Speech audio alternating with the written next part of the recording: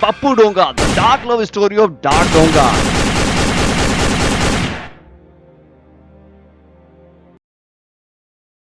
अगर आप ये कॉमिक्स खरीदना चाहते हो तो डिस्क्रिप्शन में इसकी लिंक दे रखी है जहां से आप कॉमिक्स से खरीद सकते हैं। उजाला होता है, डोंगा बिल्डिंग के पास में खून से लथपथ पड़ा हुआ दिखाई देता है। सुबह होती है, लोग निकलते हैं और एक बच्चा कहता है, मम्मी ये तो डोंगा है। धीरे धीरे भीड़ इकट्ठा हो जाती है, लोग बातें करते हैं। क्या डोंगा सो रहा है? तभी आवाज आती, नहीं, मुंबई अब अनाथ हो गई है, डोंगा अब नहीं रहा। तभी पुलिस की जीप आ जाती है और एम्बुलेंस में डोंगा की डेड बॉडी को ले जाती है। लेकिन तभी भीड़ के कुछ लोग पुलिस को रोकते हैं और कहते हैं, रुको, पहले हमें देखने दो, क्या सच में डोंगा मर चुका है या नहीं। पुलिस वाले कहते हैं दोनों ही सूरत में उसे अस्पताल ले जाना जरूरी है। लेकिन वे लोग कहते हैं, नहीं इंस्पेक्टर, यदि डोंगा मर चुका है तो हम इसे ले जाने से आपको नहीं रोकेंगे, और फिर भी आप इसे ले जाना चाहते हैं तो आपको एक वायदा करना होगा, इलाज के दौरान इसका मास्क नहीं हटाया जाएगा।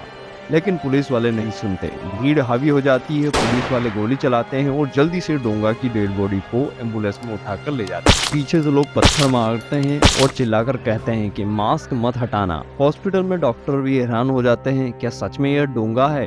दूसरी ओर कार में सूरज का पूरा परिवार अस्पताल की ओर भागता है। उधर डॉक्टर कहता है कि कानून किसी को भी डोंगा बनने का अधिकार नहीं देता, सारी दुनिया के सामने मैं खुद हटा दूंगा इसके चेहरे से मास्क। टीवी पर लाइव प्रसारण होता रहता है और तभी हॉस्पिटल का दरवाजा टूटता है, जिसके अंदर सैकड़ों डोंगा आ जाते हैं, कहते हुए कि डोंगा अनमास्क नहीं होगा, और डोंगा की बॉडी को उठाकर ले जाते हैं। लेकिन तभी एक डोंगा वहीं छूट जाता है, जिसे उठाकर वह लोग बेड पर डालते हैं और उसका अनमास्क करते हैं। जहां हमें देखने को मिलता है, यह तो लाइन जिम में काम करने वाला पप्पू है। तभी मोनिका कहती है, मुझे तो शुरुआत से ही यकीन था कि डोंगा नहीं हो सकता।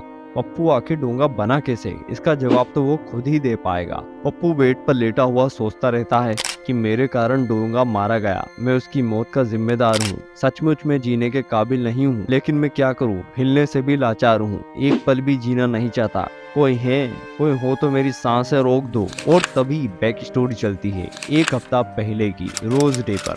वह एक लड़की को फूल देता है। लड़की कहती है, ये भी कोई समय है फूल देने का? सुनो, मुझे 8:05 के लोकल से बोरीवली पहुंचना है, मुझे 25 मिनट लगेंगे।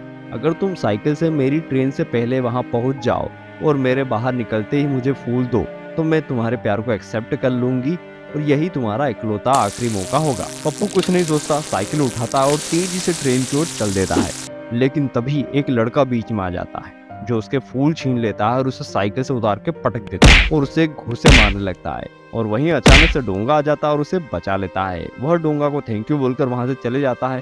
तभी एक अनजान शख्स वापिस उसका रास्ता रोक लेता है, कहता है कि डोंगा सचमुच इस थैंक यू के काबिल है, क्योंकि आज उसने उस परिस्थिति को ही मार दिया जो किसी को भी अपराधी बना देती है। तभी वह अनजान शख्स उस लड़के को रोककर एक बोतल देता है और कहता है कि तुम साइकिल से ट्रेन का पीछा करने जा रहे हो, नहीं कर पाओगे। मैं जानता हूँ तुम प्रपोज करने जा रहे हो, तो यह लो, यह बोतल पी लेना, बस नाम याद रखना, पी।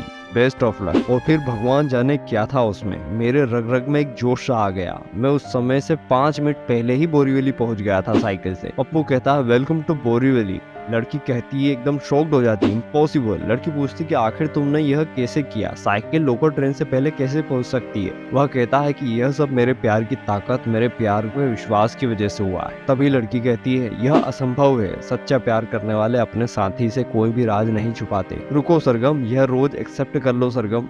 लेकिन वह वहां से चले जाती है। वहां पर दोबारा से पीपी नाम का शख्स आकर खड़ा हुआ जाता है और उससे 5,000 रुपए मांगता है और कहता है, यह बूटी तुझे यहाँ तक पहुँचने के लिए दी थी, ताकि तू ट्रेन से पहले यहाँ पहुँच जाए।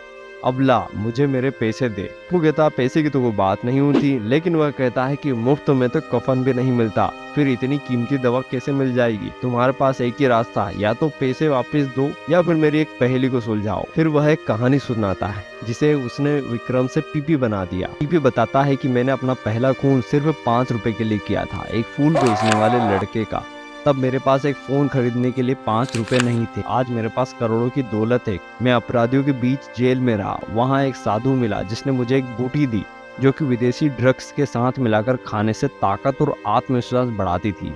और एक दिन मैं अपनी गर्लफ्रेंड रोजी से मिलने गया, जहाँ वह कहती कि विक्रम तुम 5 साल बाद आए हो, वो भी फूल लेकर। तब वह बताता है कि तुमने एक शर्त रखी थी कि 10 मिनट में 40 किलोमीटर का रास्ता तय करके वहां पहुंचना है, और मैं तुम्हारे प्यार में अंधा होकर तेज भाग भी रहा था। उसी बीच 5 रुपए कम निकलने की वजह से एक फूल वाले लड़के का मेरे हाथों से खून हो गया। फिर लड़की कहती है कि इसके बाद तुम जेल में गए और वहाँ ड्रग्स का धंधा स्वीकार कर लिया। मैं अपराधी से प्यार नहीं कर सकती। उसने फूल तो स्वीकार नहीं किया, बजाय उसको एक पत्र दिया और कहा ये तुम्हारे लिए, और फिर मुझे अपना प्यार अमर करने के लिए मजबूर कर दिया, जिसकी वजह से मैंने उसे गोली मार दी।